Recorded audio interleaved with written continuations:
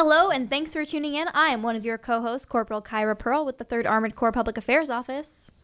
And I am another co-host, Specialist Garrett Dacko with 11th Signal Brigade. And I am Eric Franklin with your Fort Hood Garrison Public Affairs Office. And I am your final co-host, Samantha Harms, also with the Garrison Public Affairs Office. And you are listening to Fort Hood's Great Big Podcast.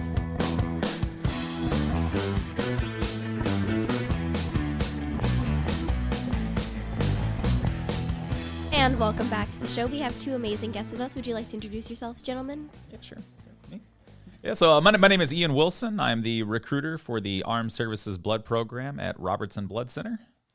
And I'm Captain Kerr. I'm the OIC of the Robertson Blood Center. Well, I hear blood center, so I have a hunch that we're going to be talking about donating blood today. That is correct. Yes, absolutely. So tell us a little bit about what you guys do over there at the Blood Center, about what your job is over there. Okay. So my job as the recruiter is I am a public affairs personnel. So my job is to go around and do the scheduling for blood drives. So I travel across all of Fort Hood, and I do battalion formation briefings, command briefings, and that sort of thing to teach the importance of coming out and donating blood at the Robertson Blood Center. And on average, how much blood do you guys get in a week? Sir? Yeah, right now we're increasing. Over the last 4 months, we've increased 65%. So we're about 400 units per month is what we're going for. Our goal for this fiscal year is to get up to 700 units per month. And so that's where we're aiming towards right now. And hopefully by September, we get to that mark. So tell us real quick, like when you say 400 or 700 units, tell us in layman's tone. Yes, please. Break it down to Eric. Like in a regular cup of water, how many cups of water would that be? Does he have a problem? So I got a 20 fluid ounce bottle of soda here right now. It's up 591 milliliters. Okay. What we collect in the donor center is 500 milliliters. So slightly less than your bottle of soda, bottle of water, 20 ounces is what we're collecting in the donor center. And one donation is 1 unit. Okay. So we need 700 donors to come in per month in order to help us meet our quota. Okay, so to put that in, so if people who couldn't see that, he had a bottle of Dr. Pepper. So all he really needs is 700 people to bring their bodies so they can take about 1 bottle of soda out of them. Yep. Okay. And is it how long does it usually take once someone gets in there to get 1 unit? For the whole process, it's about 20 minutes with the needle in your arm. There's some questions beforehand, so if you can obligate about 30 to 40 minutes of your time, that's all we would need. Okay. There's also other processes if you're willing to do like plasma donations, where we take just the plasma out of your body and we give you everything else back. And that takes a little longer. It could be up to 2 hours. Okay. Because we centrifuge the blood at the same time and provide all that all that blood back to your body. So I know we previously did an interview with the Robertson Blood Center, and I've been told that the requirements for who's allowed to donate have changed a little bit. Would you like to talk about that? Yeah. So we've actually I tell everybody in the medical realm, there's always changes. One of the biggest things I always press, I tell people at my briefings and stuff that I do is never defer yourself. So there are always medical changes. Medical world is constantly evolving. So I actually did listen to that podcast, and they had talked about the mad cow disease. It's the Creutzfeldt-Jacobs? Yeah, Creutzfeldt-Jacobs disease. And back then, when they did this podcast last year, there was still a lot of deferrals for it. And one of the biggest changes that we had this year is not to say that mad cow disease is no more, but it is to say that we have welcomed back all of those donors that were affected for the deferral period of 1980 to 1996. So we're now accepting donations from people that were affected for Germany, Europe, Ireland, France, Wales, the Isle of Man, Scotland, those sorts of things. So people that were there for longer than, I believe it was like 3 months to 5 years, they're no longer being deferred for being there during those time frames. Okay. And when you mentioned that, I know back during the deployment era when we were having back-to-back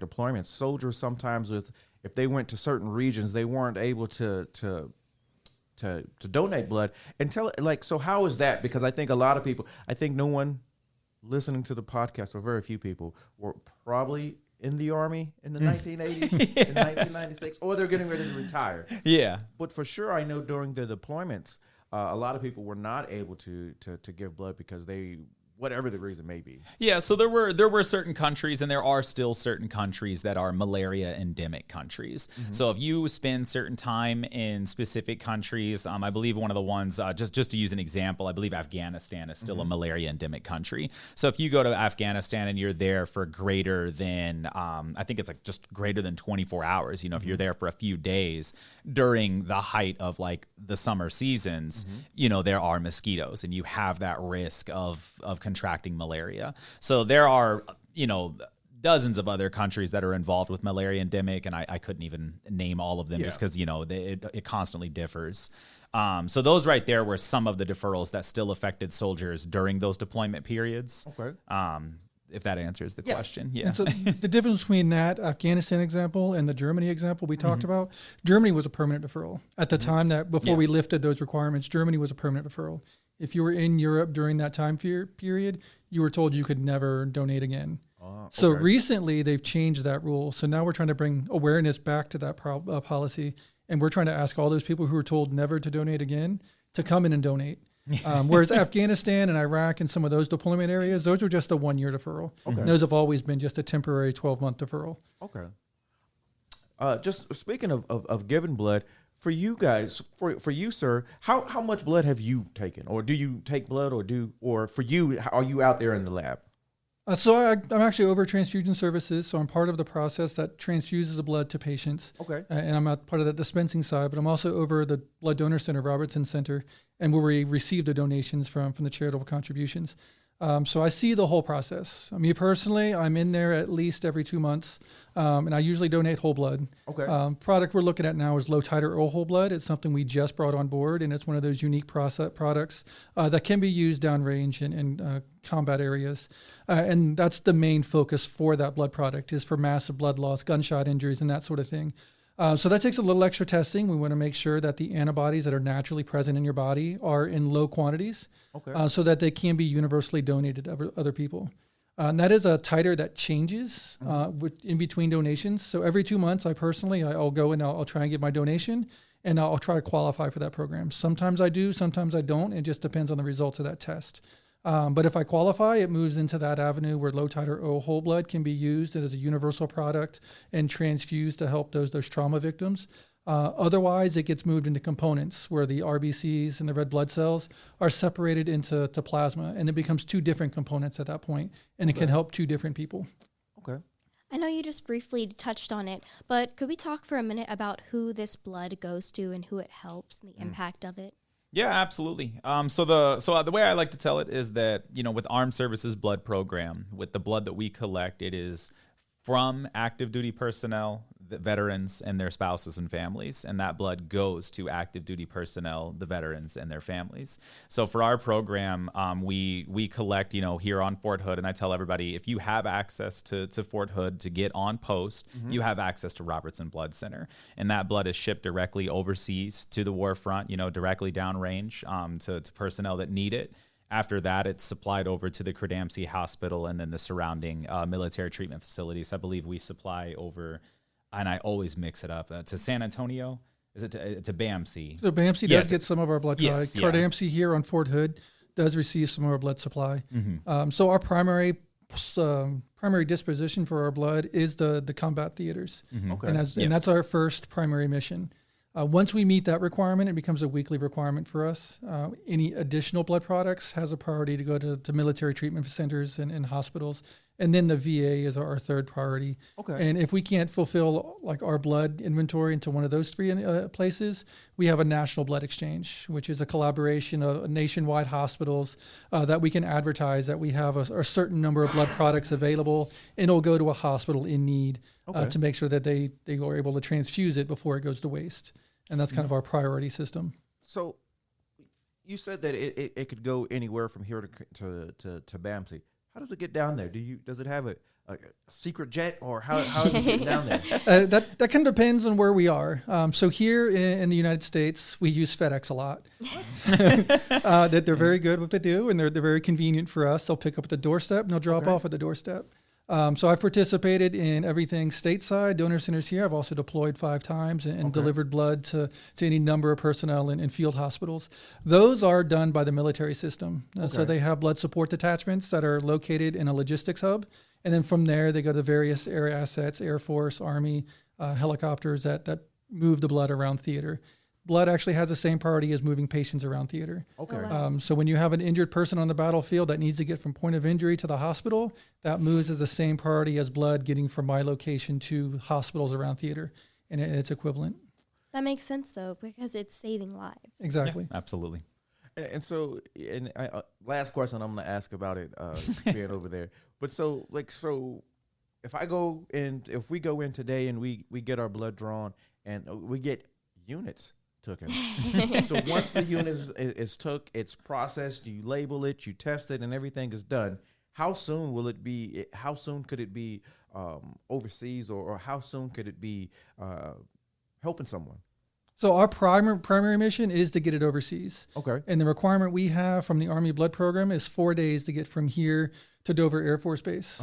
From Dover Air Force Base, we're talking another 4 to 5 days to get it into theater. Okay. And that's so from point of collection to in potentially someone's arm getting donated into a combat wounded, we're talking 7 to 10 days. Wow. That's really quick, though. Yeah. That's across the world and stuff. Yeah. So that's crazy. That right there is why we drive the importance of why it is so important to have people come out and schedule blood drives with me to get these units collected, because it's 7 to 10 days from the moment they donate to the moment it could be transfused, and now we need to replenish. So once we collect it and it's gone, we need to replenish what we've lost so that way we can start saving the next life. Of course. I'm so glad that you mentioned again that you are the person that people can go to schedule blood drives. Yes. I wonder if we could talk about that a little bit. I know I previously scheduled one with my whole brigade. You know, I'm a little E4 up here. So at least in my experience, as long as you reach out and you do the work, it doesn't matter what rank or what level you are. Yeah. No, I've had a lot of people come in and they're like, hey, Mr. Wilson, I want to schedule a blood drive with you. How long does that process take? I'm like, well, we're halfway done already. Like, you've already reached out. That's it.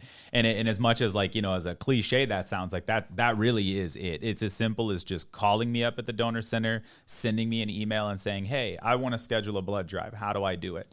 I immediately just email back and I say, what date range did you have in mind? How many soldiers do you have? And do you have a space that we can either come out and do a mobile operation, or is it easier for all of you to come back to the donor center and do your blood collections here? Once they tell me, hey, this is the date and this is the people, I say, great, that date's available. Or, hey, I don't have that date, but I have this date. Would that work as well? And then we're done. I just put it into the system, and then we come out and I do a site survey. If you wanted to do a mobile drive to make sure that it has the space requirements, it does have to be an AC controlled space. As much as I would love to do it at the motor pool right beside a tank, and get that cool photo op, it has to be in an AC controlled space. But once we go from there, it's finished. Like, I've set up a brigade level blood drive in probably like a day or two of just going back and forth in a few emails. And I tell people, as you mentioned, you're E4. I have point of contacts that are E1s and E2s. You don't have to be an 06 to come out and, sign off on doing a blood drive. Now, he might be the only one to give you that 3 or 4 day pass, so that's the huge incentive there. I tell him, I can't authorize that. I know an E4 can't authorize that. And that's where I kind of say, hey, let's talk to your commander as well and see, what extra incentives we can do besides, the good T-shirts we have and the cookies and drinks, So I just want to caveat that one thing. So we're looking at not necessarily an AC controlled space, but a temperature controlled space. Yeah. Okay. So right now, and the temperatures we have going on right now here in November, December timeframe, if we can maintain a 70 degrees inside, that's fine. In the summertime, it gets 110 degrees outside. We need the AC. Yeah. But now that it's getting a little cooler outside, we can move into potentially other areas that don't necessarily have to be air conditioned. Yeah. Okay. Understandable. Winter came really quickly. Yeah. It Yeah. has. I think it was like 80 degrees last week. It's like 31 now. I'm like, what Yeah. happened? It's not even over, because I still believe we're going to be wearing shorts on Christmas. I don't know.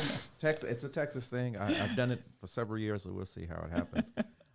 What are some of the other events that you have, or big pushes that you guys have coming up over the next, say, 60 days from now till February?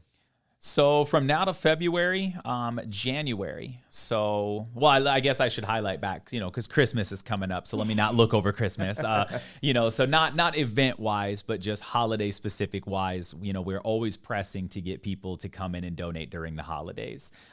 We do block leave midway through the month. Everybody's gone on their vacation for Christmas and New Year's, and even with Thanksgiving coming up. So I like to tell people, as much as the time that you're spending with your families, they're those who are not getting to, because they're in hospitals, they've been injured, they're waiting on treatments. And I tell people, although we're spending all this time with our families, let's not forget about those that wish they could be. So I'm pushing for people to still come in, do walk-ins into the donor center during these holiday periods, spend that 30, 45 minutes with us, because we're still open Monday through Friday, 8 to 3:30, federal holidays excluded, of course, to come in and do those donations so that way we can still get those lives out there saved and maybe get them home to their families. After the holidays, we fall into January. January is historically one of the harder months to do blood collections. We're rolling into the new year. People are starting up with their new training calendars. We're starting up, returning back from the holidays, getting ready for our deployments and our new rotations, that sort of stuff. So January is historically known as National Blood Donor Month. Okay. So every January, every year, National Blood Donor Month. So we are actually doing, all of the armed services blood programs worldwide. We all take part in it, civilian sector as well. So we're pushing heavily to have people come out and do blood drives in January. So me as the recruiter, I have not scheduled any mobile drives. Okay. So I've been focusing primarily on in-house operations and getting as many soldiers, units, companies, even battalions to schedule in-house operations and to come in and support that endeavor. Because it is a huge deal for National Blood Donor Month, because again, that's when we really start hitting those heavy shortages after the lack of donation during the holiday periods. Understandable.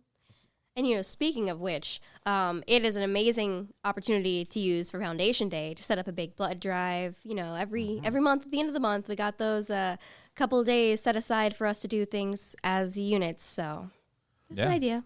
So I just this is how quick I got smart about this whole situation. So you said that I have 7 days from the day that I get the blood, from the day that you receive the units to the day that it possibly can be in someone's arm. So my math is right. That means that in 2 weeks now, because it's the beginning of December. So in 2 weeks, when everyone goes on block leave, that means that we're having 2 weeks without any blood that's coming in. Is that am I right, or am I just making it up? No, I mean that's pretty accurate. Okay. Yeah, absolutely. And also with that, so when I said that 4-day window that we have to get it to Dover Air Force Base, any blood 5 days old or older, we can't use for that mission. So I have 4 days from the time of collection to get it to the Air Force Base, or I have to find another hospital or something to use it. Okay. So we want to make sure that we get fresh blood into theater, so that once it's in that point of use, that there's enough days. Blood usually 42 days from collection to expiration date. Okay. We want to try to have 30 days in theater for it to be used. Okay. So that's where that 10-day window comes in. So we need to get it from the donor center to theater within 10 days. Okay. All right. I think that's it. That's all that I have. Corporal Pearl, did you have anything else? No, I don't. I just want to reiterate how amazing the impact is of going to the Robertson Blood Center, setting up these drives. Thank you both for communicating out with us today. Is there any sort of email or number that people can call if they do want to set up something with you, sir? Yeah. So I was gonna bring that up in case, So I tell people, if you want to call in to the Blood Center just to do a donation, you are always welcome to do that. Walk-ins are always welcome. But if you'd like to schedule an appointment, you can call 254-285-5808, and that'll take you straight to the front desk.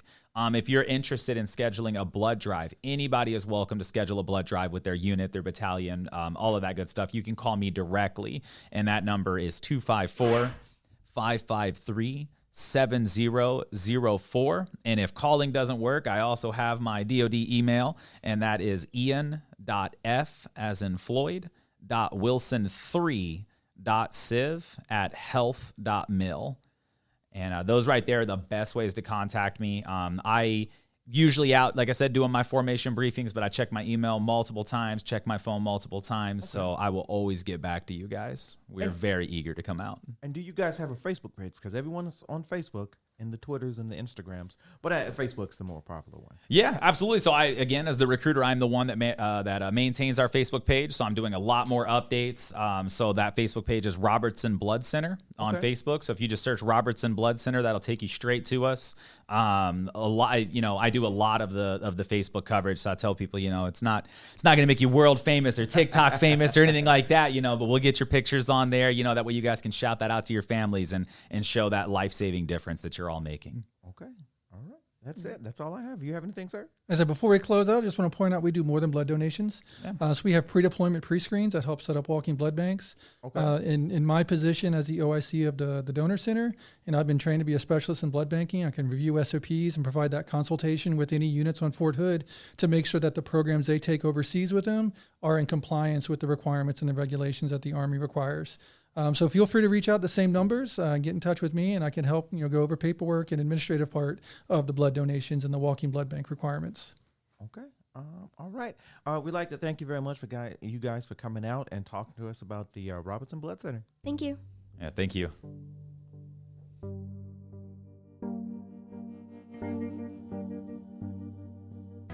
Your Army Digital Garrison app is a great way to explore your community. With expanded features, including access to an app library, MWR Travel Services, and American Forces Travel, the Digital Garrison provides direct access to installation-specific news, information, and alerts. Find local dining options and events. Browse great shopping deals at your Exchange, Express, and ShopMyExchange.com, and the Commissary. Search for Digital Garrison in the App Store to connect with your installation and community. Powered by the United States Army and your Exchange.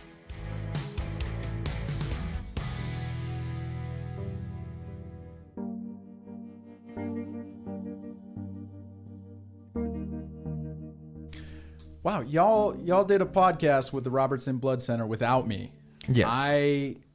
I'm a little astonished. It's not our fault that you were on a hiatus for however many that weeks. is fair. That is Yeah. fair. Yeah, saying. that's Just kind of left that's us on high me. and dry there. I'm sorry. Yeah. Got busy. Holiday season. You left the Robertson Blood Center high and dry, specifically because the last time we did this, you donated blood. That is true. And you did not do And I that wasn't this here. time. So, Yeah. Well, I'll have to go another time, just like everybody else will. yeah, I mean, you I'm could gonna always go. make it up by scheduling a blood Yes. drive for your entire unit. That There is you true. go. That is very true. We love that. We will be there. We'll be watching. You want to come donate with me? No, Okay. I will not. But I will record it. And we will have it etched in our memories forever I will and ever. amplify it. Yeah. So speaking of my reason for not being here, Yes. which was busy holiday season, Thanksgiving. How was everybody's Thanksgiving? It was so good. It was amazing. Yeah, okay. Delicious. So we all, I think, for the most part, had pretty normal Thanksgivings. Anyone have any crazy stories? My family's crazy, but Okay. that's besides Yeah. the point. Yeah, normal. Okay. Normal. You, though. I had a pretty I was amazing gonna say, you have a special Thanksgiving. story to share with us. Yes, 100%. So I spent Thanksgiving on Fort Hood with a World War II veteran from the Women's Army Corps. What? She is 101 years old. Oh my goodness. She is the healthiest veteran I've ever interviewed, honestly. She's probably the healthiest person that you know, just like in general. 101. She That's still wakes incredible. up every morning. She does PT. She makes her What? own breakfast. Yeah, it's insane. She's Who so is healthy. this woman, and does she want to be my trainer? Her name is Miss Elizabeth Leeper Montgomery. Leeper is her old last name, so all of her Army docs still have that. It was so amazing just hearing her story. We got to sit at one of the dining facilities on post, or the DFACs, and have a nice Thanksgiving dinner. There were a bunch of like full bird colonels and other soldiers that joined us, and I don't know, I just thought it was so powerful that one of the first pioneering women who joined the military, we were able to sit down and talk to her. And I joined right out of high school, right? Right. 18-year-old, fresh joined into the military. If she had that opportunity, she would have been just like me. So I feel like it was so powerful to be able to sit there in our dress uniform, which, if you don't know, our Army Greens are like basically paying homage to the World War II uniform. Yes. I don't know. It just felt like such a round robin type of like It was amazing. That's it was beautiful. So cool. Okay, so before we started recording, you were sharing about what she did in Yes. Corps. Do you want to tell us about that? Oh, of course. Oh my gosh. Sorry, I could talk about her I know. forever. That's okay. That's good. Her story is so amazing. So what she did, her specialty was personal affairs. So basically, she was the middle person between the Red Cross and all of the soldiers that were deployed overseas during World War II. So anytime anything in the family happened, whether it be a death, just anything that they would need to come home for, essentially, she was the person who was helping bring those two things together. That way the soldiers could come home, which is such a monumental thing. Yeah, wow. It's so crazy. That's incredible. So her job was basically the prelude to Saving Private Ryan. Which I've never seen. I know. At least our audience member, most of us, I would hope, maybe some of our audience members. Hope it's not just me out there. But go watch that movie then. Okay, I'm busy. Not watching the other movies. Hey, you want to talk about busy? Yeah, You're talking to I the know. right What the person, heck? so, totally understand. Well, that's awesome. I am so thrilled that you shared that with us. That is so cool. If you want to read more about it, it's in this week's paper, the Fort Hood Sentinel. That's which is right. on the stands right now. Yes, Heck it is. Go pick it up. Go pick it up. Go check it out. Speaking of in the paper, we also had Turkey Bowl coverage, which Yes. I know you guys wanted to talk Yeah, about. all the sporty people can talk about Sports. what happened. With Sam. Oh. What? Did Well, y'all hear that? technically, I think we're bringing sports with Sam. Yes. Where you tell me about sports back? Because well, you're going to we actually are telling you me. about sports. Yes, So yeah, for all once right. you're going to Yes. tell Sports with me. Sam. So I was actually there taking photos of the Turkey Bowl. It was a cold winter morning. No, I'm kidding. It actually did start to rain on us, but it was so much fun. It honestly felt like playing football in the backyard when I was younger, just watching them run around in the mud and get a little burn off the turkey a little earlier. So it was really, really fun. It was. I had drove by. I'd seen you guys out there. I was gonna stop, but I was just like, nah. It's warm in my car, and it's cold outside. So I decided to drive on by, and it's like, they need me. They know where to find me. I was tempted to wave you down, but I was like, I got this. Yeah, you got it. I got it. Outside of that, really, only real big thing with sports. There was a couple of good games. The Cowboys won.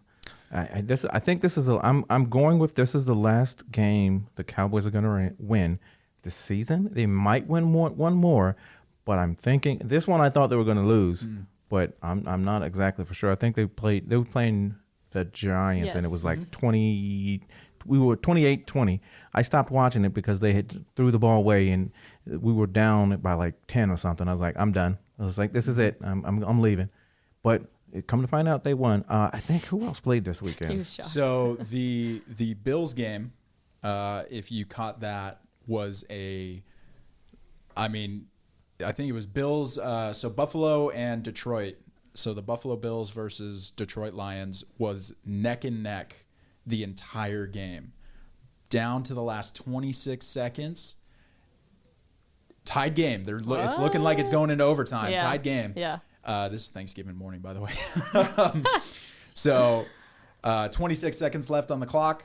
Buffalo Bills drive it down the field, kick a field goal and win. Oh, yes, I saw that wow. actually. Yes. Yes. So That sounds intense. I turned off the Puppy very Bowl had intense. just ended, so I started watching that. Of course. you know what irritated I love me the was football. no offense to the news and weathercasters out there, but a tornado warning What? interrupted the last 26 seconds of the game. and that was when the big thing happened. That was when goodness. the last when they drove it down the field, and I didn't get to see it.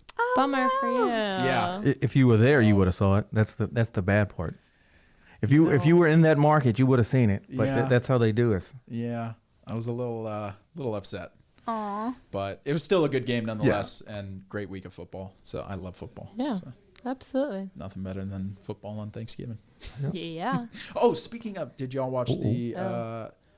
I forget what year we're in. 96. I could be totally off. Annual Macy's Day Parade. I did. It was beautiful. 96. That's I think so. crazy. I think that sounds about right. Right? It's somewhere up there. Let's I don't know, but I had pull out a Dr. friend friend who was actually in the parade this year. In the parade. I'm actually so sad I didn't watch it. I remember waking up early on Thanksgiving as a kid so that I could go watch it. Yeah. I want my kids to have that experience. It's it's so fun. It's so much fun. I was working on things. Oh, that's right. Yeah, you were busy. 1924 was the first one. 1924. So 98. 98 years. Yes. Oh. Still, Wow. 90. It's even more. Yeah. Even more. Ooh, that's kind of cool. In 2 years, we'll get like the Ooh, 100 year. Yeah. that'll be so I might fun. have to go in person. I actually had a friend there in New York watching the parade. Yeah. I went when I was a kid. Did you? Yes. That has to and be so it cool. traumatized my brother because as we were standing on the fence, you know, like everybody walks by and gives high fives to everybody. And this person dressed up as an ear of corn walked by and accidentally took my glove off my hand and traumatized my brother. So he's afraid of clowns now. Oh, no. That is a. Yes, it is. That's what happened. Clowns are not your friends. Yeah. So they came back and gave me my glove back. So that's all good. They're very nice. Yeah. I would hope so. Story. Fun facts about Sam. Yeah. Oh, maybe that'll be our new segment. Ooh. So, fun facts. Fun facts about Sam. Because there is a lot of stuff that actually happens in this office, working in this building that is like, oh, you know what? We could talk about that. And it's just like simple, random, one-off stuff that happens, like just all kinds of stuff. Don't give away our secrets here. Yeah. Not all of them. Not all of them. Before we exit the Sports with Sam, where you tell Sam about sports, Sam actually has something to tell us about sports. Yes. KU is bowl eligible. Wow. After that terrible year? That terrible year, we are bowl eligible. We are currently one of 18 like college teams in the nation to have a bowl eligible football team and a top 25 basketball team. At the real reason the segment's back. Yes, it is. KU's doing good again. The only reason. And it's back. I just love KU so much. Well, they did have a good season, and we'll see how the bowl goes. We'll see. It's going to be probably sad, but that's okay. Probably. We're there. That's what matters. That's what matters. It's the thought that counts. Just Exactly. remember that day of. No one talk to me that day. Turn your phone off. Yeah. Oh, boy. All right. Well, I think that's all we've got for today's episode. So we appreciate all you people turning this on, and we hope you come back and turn on the next one. Bye, guys. And the next See one. you next time. Bye.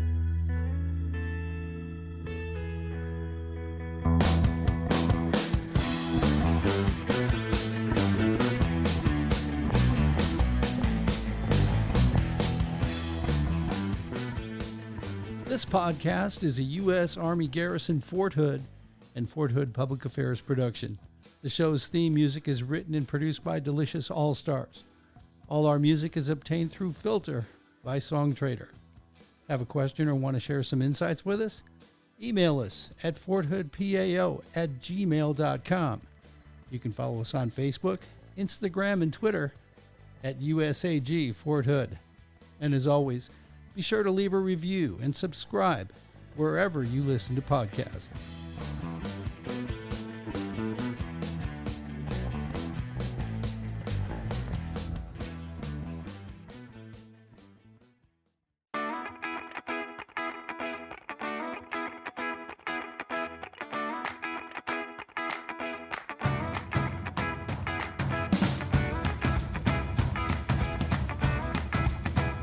We want to let you know that there are no spoilers for either the book or movie of the month, so please enjoy the segment.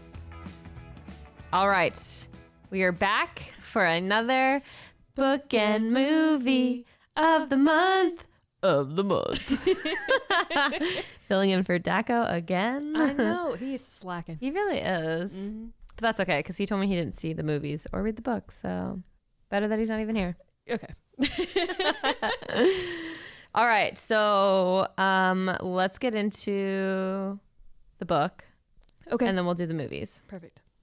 Okay, so this past month I did a book review on Victoria Shepard's book, which is A History of Delusions, The Glass King, A Substitute Husband, and a Walking Corpse. So this is a book that came from COVID, actually. Okay. It's brand new, just came out in June of this year. So new. She mentions COVID in the beginning of the book that she like wrote this during COVID, which is so fun. What a good way to spend your time during lockdown to write a whole book. It was incredibly interesting. So the title obviously is what drew me in initially. Yeah, and the cover is interesting. Yes. Okay, do you want to describe the cover for people? Okay, so it's like I don't even know how to describe it. They Off to a good start. Before they had, they could do things graphically like on the computer. Yes, it's like a hand kind of like a drawing. Yes. Like back in the day, on that like yellowy tinted paper. Yes. There's an owl in a mirror, and there's a person looking in the mirror, but obviously it's the owl, so it's not. And the person has one of those little curly Q mustaches, yes. and the owl also has the curly Q mustache. Yes. It's very interesting, and obviously the title, when I was proofreading your article when it came out, I was like, that is a huge title. Yes. Oh my gosh. Yeah. So obviously this is like the picture on the cover is a knock to the delusions that people have because they believe something in their minds that is not true.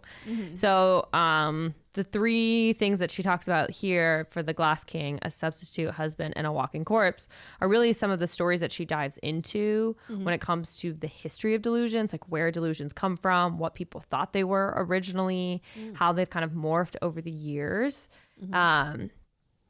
So she just like talks about where delusions come from. It was a really interesting book. It's not something that I would have, I think, normally picked up or gotten into. It's not really something I feel like people talk about that often. Yeah. Because, it's a difficult subject. Absolutely. And especially because people, I don't know anybody who lives in like a delusion that she's describing in this book. So the substitute husband, I'm just going to tell, so this is obviously like more of a historical. It's not like a, gotcha or whatever, novel normal. So the substitute husband, this woman believes that she has been substituted. Like she is living in somebody else's life, essentially, that she is actually royalty and has been taken from her life and placed into this other life. And that her husband, who she's married to, has been substituted. So it's not really her husband. And her children have been substituted. And her real children are locked in her basement. And she can hear them like yelling out for her to come get them. But she can never seem to find them. And so she goes to the police and says, what the heck? What's going on? Fix it for me. I need you to take these imposters out of my life and replace them with my actual people. And so, of course, the cops are like, this lady is delusional. She needs help, mental help, professional help. So they send her to what would have been a mental hospital at the time. And she's Madam M, as she's now known. And so this doctor basically devotes all of his time to her and understanding her delusion and understanding where she is coming from, and how sometimes she's very rational and sometimes she's not rational at all. And it's very intriguing to him. And so that's kind of what starts off the whole novel. So it was very interesting. Yeah. I obviously walked away being like, oh, interesting. I learned a lot on this. Yeah. So it is available at the Casey Memorial Library. You also can pick it up at major bookstores. It is, again, A History of Delusions, The Glass King, A Substitute Husband, and a Walking Corpse by Victoria Shepherd. Highly recommend. Just look for the book with a huge title. Yes, on it. Yes, a giant title. Yeah, and an owl in a mirror. Yes. Yeah, with a mustache. With a mustache. Yeah. You don't really see that often. No. Should be easy to find, honestly. Yep.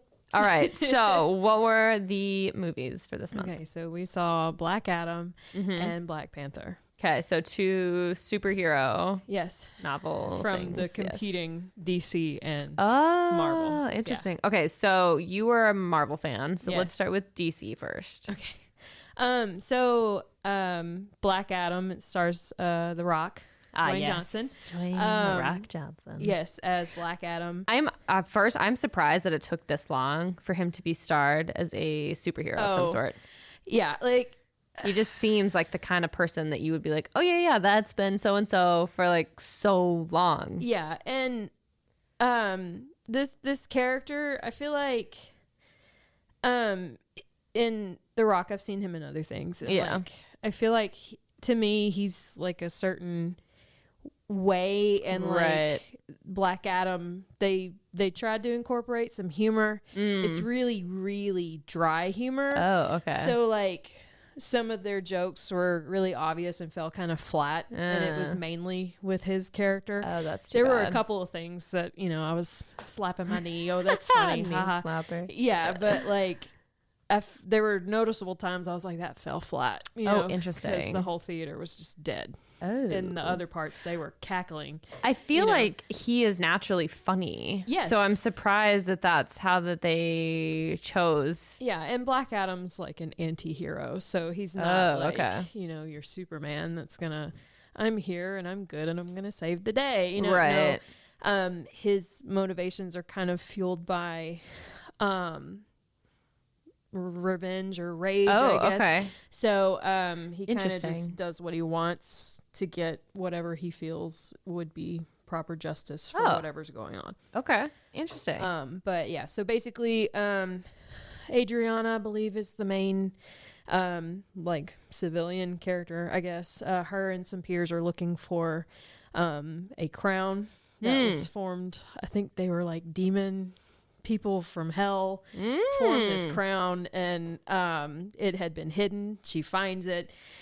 When she finds it, there are other people also looking for this, obviously, because it's this limitless power source. Magical crown. Exactly. The typical trope. Yes. So to avoid being caught by the authorities in place, she awakens Black Adam. He's been asleep for 5,000 years. Oh wow, that's a long time. Yes. So that's and he still looks that good after 5,000 apparently years. Yeah. What was he drinking beforehand? Because I would like some of that. That is impressive. I know, right? But that's kind of where the story picks up, and then the city that they're in is the fictional city. As far, I don't think it's real. I'm pretty sure it's not. Kondak is how they say it. Yeah, in it's the Justice Society, I believe. It's like Hawkman and Dr. Fate. Okay, I just want to say this. Okay. I've hated on DC movies before. Yes, you have. And if I'm getting some of the facts wrong, I saw this weeks ago. So Colonel Foster is very upset with you for hating on DC every time. I just made the Garrison commander upset. Yes, you did. anyways. But I'm trying, I swear. But no, usually I hate on DC movies, and this one definitely had, its flaws, like I said, the flat humor. Yeah. Again, with the slow-mo shots, I feel like it's DC's thing. Like during a fight sequence, like most of the shots are in slow-mo. Oh, interesting. And there's one part, and I don't want to say it because it might spoil it for people who are familiar with DC stuff. Like it worked. It looked really cool because of the setting. But like if they would have cut half of those slow-mo shots out of the rest of the movie, the runtime probably would have been 30 minutes shorter. Oh, wow. That's a significant. Frequent. Yeah. Yes. But this, to me, it was a good film. I didn't walk out of the theater like hating myself for seeing it. So like, and to me, that's an improvement for DC. Okay. So it's like they're on the track. They're slowly making their way to their destination of being quality. Yes. Something you would want to watch again and again. Yeah. Okay. And my favorite character was Dr. Fate. And he was played by Pierce Brosnan. Oh. Yes. I mean, I loved the character. Pierce Brosnan was great in the character. And I mean, every time he was on screen, I was happy. So, So some redeeming qualities for this movie. Yes. So I feel like they're kind of starting to move toward better stuff. Yeah. But it's this, they're just taking their time doing it. That's but okay. Yes. Okay. I was glad that it was an improvement. So it made me happy. Well, good. So would you would recommend this movie then? Yeah. Yeah. Okay. Would you see it again? Maybe if it like came on TV or something and I didn't have anything else. Anything better to else do? is on. Yeah, Okay. like just for Dr. Fate. Like his character was super cool. He's like the Doctor Strange equivalent in the DC. Okay. But yeah, I enjoyed it. I didn't like, obviously some of the details didn't stick with me, but like, or not very well, but overall, decent movie. Yeah. Like if I had to pick out of the DC movies to watch one, it would be one of them. Okay. Yeah.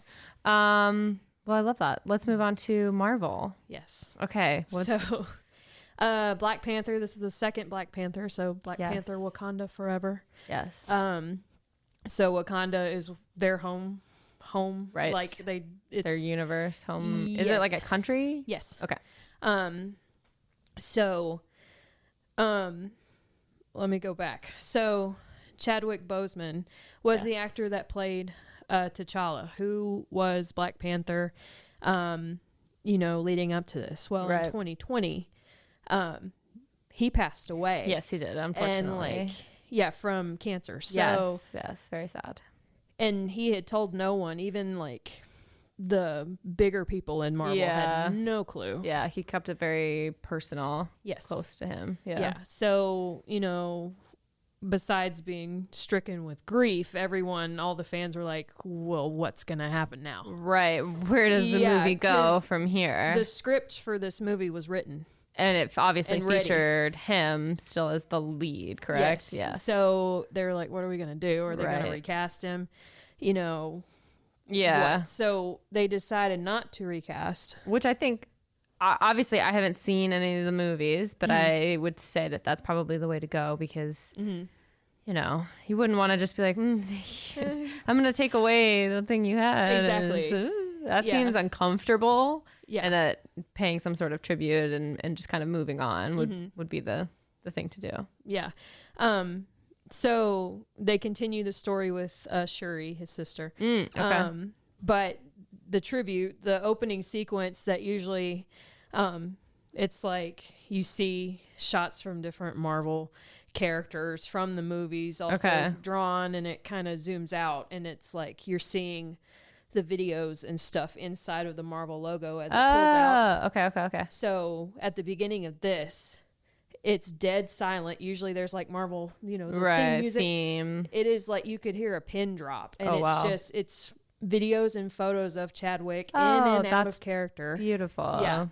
Dead silent. And it just backs out and everyone's like, you can like hear breathing, like heavy breathing. Everyone's like starting to get emotional watching it. Yeah. So that was a nice tribute. And then they had a dedication in the credits as well. Oh, that's good.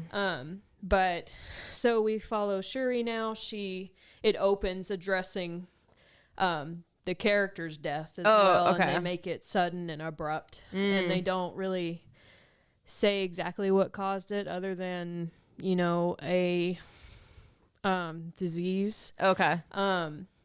So the problem is that in the first movie, they have an herb that actually gives a person the power of Black Panther. It was destroyed by the villain in the first movie. Right, of course. So now they don't have any more. Oh, so no one can be Black Panther again. Exactly. Okay. And Shuri is super, super smart, and she's trying to replicate it, like synthetically. Trying to replicate it. So they open with the sudden death of T'Challa, and then it goes into the story. She's struggling with anger and grief. Yeah. And the queen is trying to help her through it. The world, now that T'Challa is dead, Wakanda sits on the only known source of vibranium. It's the rarest and strongest metal in this universe. Oh, wow. So obviously everyone wants it. Of course. There's countries attacking, each other. Wakanda, trying to get to it. Okay. So obviously there's people trying to find it. Well, turns out there's some underwater. Oh, of course. And that awakens Namor, the villain, in this. He is the ruler of his civilization that's underwater, and he wants to not be involved. Yeah, keep his stuff. Yes. So basically, he's the main source of conflict, and he wants to kill the scientist who invented the machine that can find vibranium underwater. This person is an MIT student. Nice. Yeah. Shout out MIT. Yeah. So Shuri, meets this person, and which is a, kind of a introductory to another character in the Marvel universe. And that's kind of where the story picks up and goes from there. That's when things start to get going. I do feel like the resolution at the end was rushed. Oh, okay. Almost like a Batman versus Superman. Like, I'll stop fighting you because your mom's name was Martha too. Yeah, that's like so silly. Yeah, it was too quick and too easy. Yeah. Which the movie, I think, was like 2.5 hours. Oh, long. wow. So, or like 2 hours or something. Yeah, so they had a lot of time obviously in there. Yeah, so like, I understand if they're trying to keep it minimal, but like you could tell it was kind of off balance. Yeah, it seemed as though that they had gotten to the end of their time limit. And they're like, oh, what do we do now? We need to wrap this up. Nuts. Yeah, so that was abrupt, but as far as them addressing, a sudden loss of the biggest main part character of the movie. Yeah, and I feel like they handled it well. There were people on Twitter like a month before it came out, recast the character. Oh, I'm like, it drops. It's too next late. month. You've done it all. What So do you I feel mean? like it was just a last second panic. Yeah. Because initially everyone was okay with the fact they weren't recasting. Yeah. But, so. Okay, so I have a question. Yes. You said that the villain is underwater. Does that mean that they're fighting underwater? Or are they fighting on land? And do the underwater people breathe on land? I have a lot of logistical questions. It's I'd have to go into his whole story. Oh, okay. So, yeah, he was born underwater, but he can. He's like an amphibian. Both he can underwater breathe and in the air. Okay, and to everybody else that lives under, they can do it was both. Like his people drank or had to drink something, and it caused them to turn into people that had to live underwater. Oh, so he was born underwater. He can, and he has wings on his feet, on his ankles. What is this character? He is. He's interesting. I don't understand that. Yes, he's interesting. I have logistic questions. Yes, so he flies above water. Oh. Now one of the most Does he have fins? Or his No. feet like webbed? No. So does he fly under the water too? I mean, I guess. Or does he just like this seems okay. It was definitely that storyline is ambitious. Yeah. In and of itself, I feel like they handled it okay. Maybe I was too busy gawking at the wings on his ankles to care. That's the way I would about be anything else doing it. Yeah. But yeah, like interesting. All right. Yeah, he. Interesting character. All right, we'll leave it at that. Yes. I did find this funny. Just from a money-making standpoint, Black Adam made the same amount that Black Panther made. Oh, interesting. Black Panther made $300 million in its opening weekend. Okay. Black Adam made $300 million in the time it's been in the theater. So yeah, we're talking like it was in there a month. Yeah. So well, yeah, and baby I feel like steps, right? Baby steps. And even now Marvel's starting to change direction. You can just kind of tell. Obviously now that the Avengers are, the original buildup they had is kind of gone. They're trying to re-navigate. So they're not in the most stable place right now. Because, like, even though it was a good movie and I enjoyed it a lot, like, it's still not the same as, like, when the first Black Panther came out. And it's not just because Chadwick was still alive. It was just, at that time, it all was just, Yeah. It set the standard. So now they're having to try to surpass their own standard. Right. Which can be very difficult to do. So I don't feel like we're back at that caliber yet, but yeah, it was still good and I still enjoyed it. And You'd I still felt, recommend. Yes. And like it was them having to deal with a lot, that much change, yeah, you know, abruptly, that I feel like they handled it pretty well. So, okay. Great. Well, I love that. I love to hear that. Both recommendations from you and a recommendation from me. Yeah. So it's a positive month here for us. Yeah. All right. Well, any final thoughts? Thanksgiving was good, and now I'm ready for Christmas. Yes, me too. Yeah, when we come back, it will be the new year. So, yes, this is our last book and movie of the month for this 2022. Oh my goodness, yeah. I know, it's weird to say. So, we will see you guys, be talking with you in a month at the beginning of 2023. See you next year. Ew, I made that joke.